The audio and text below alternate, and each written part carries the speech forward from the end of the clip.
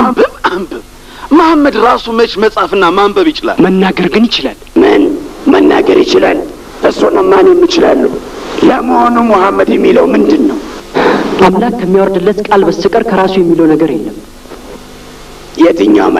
የትኛው አምላክ የሚናገረው መሐመድ ይዋሻል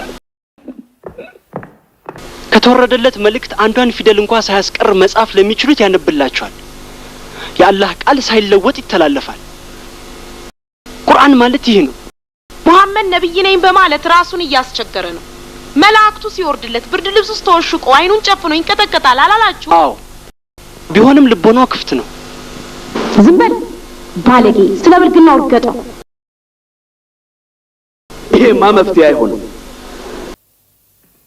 ሉናችን ከካባ ማለክት ሉና ጋር የተሳሰረ መሆኑን መሐመድ እንዴት መረዳት ተሳነው እኛ የካባ ባለቤቶች ነን በየዓመቱ 1000 ህዝብ ወደኛ ለአምልኮ ይተማል ካባንም ይሳለማል ሸቀጦቻችንንም ይሸምታል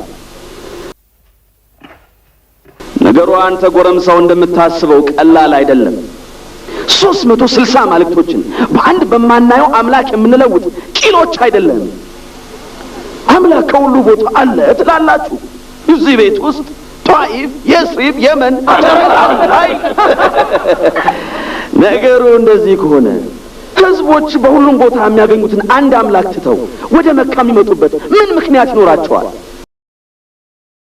ስማ እነኛ አማልክት ለቁረሾች የአምልኮ ብቻ ሳይሆን የገቢ ምንጮችም ናቸው አላህ የሚሸጥ የሚለወጥ ሸቀጥ አይደለም ግድ የለም አለንጋ ስርዓት ያስተምርሃል አንተ ልጅ ብትጠነቀቅ ይሻላል ጥያቄ አለኝ ማይም መምህራችሁ ባሪያ ከጌታው ጋር እኩል ነው እያለ እንደሚያስተምራችሁ ሰምቻለሁ በገንዘብ የገዛሁት ይህ ጥቁር ቢላል ከኔ ጋር እኩል ነው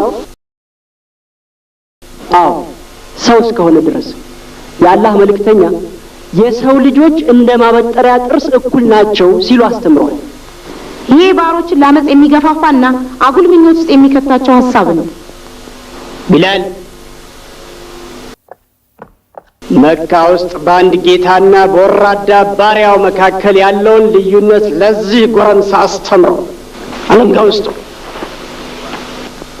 አንዲት ቃል እንኳን መተንፈስ እንዳይችል አድርገህ ግረፈው ቢላል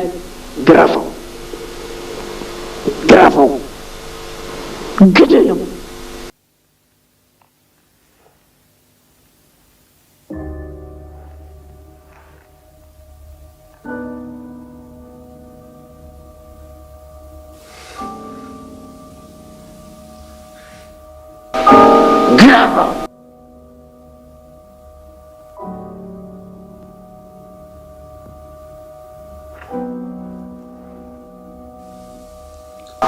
ታዘዝ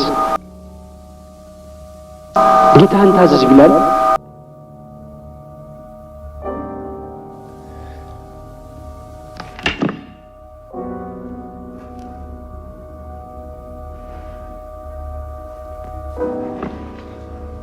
ለነፍስህ ስትል የታዘዝከውን ፈጽም መካ ምን ያህል እንደረከሰች አያችሁ ባሮቻችን ሳይቀር ተበላሽተዋል አምላክ እንዲኖር ብትሻ እንኳን ከጌቶች የተለየ አምላክ ሊኖር ይገባል ቢላል ከገዛው ዕለት አንስቶ አካልህም መንፈስህም የኔ ናቸው አባህ ልክ አገባሃለሁ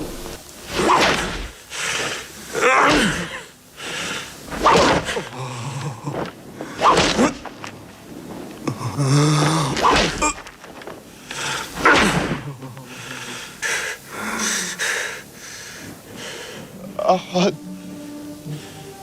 الله أحد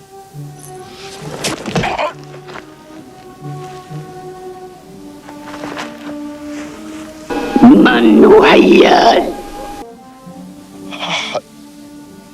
أحد تنام أحد أنت أملاك ويسني جتا أحد أحد الله أحد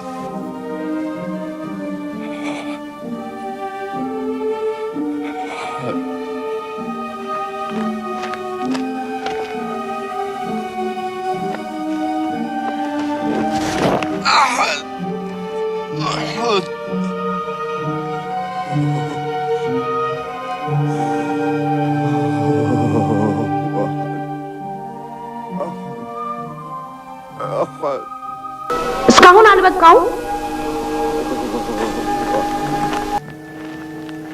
ባሪያ እንደው ዱላ አይጠቅም። ሌሎች ባሮችን ያሳምጽብናል። ኡመያ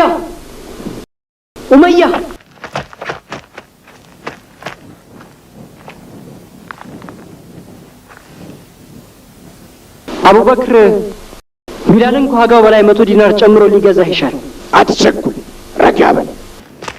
መህለን በመቀጣት ላይ ያለን ባሪያ መግዛት ባህላችን አይደለም። ያንን ለእርሱ ተው።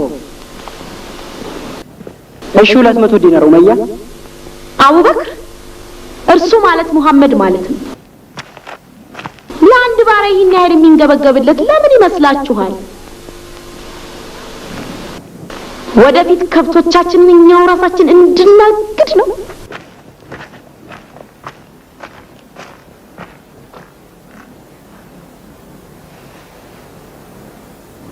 ውሰዱት። ለእኔ ምንም አይጠቅመኝም።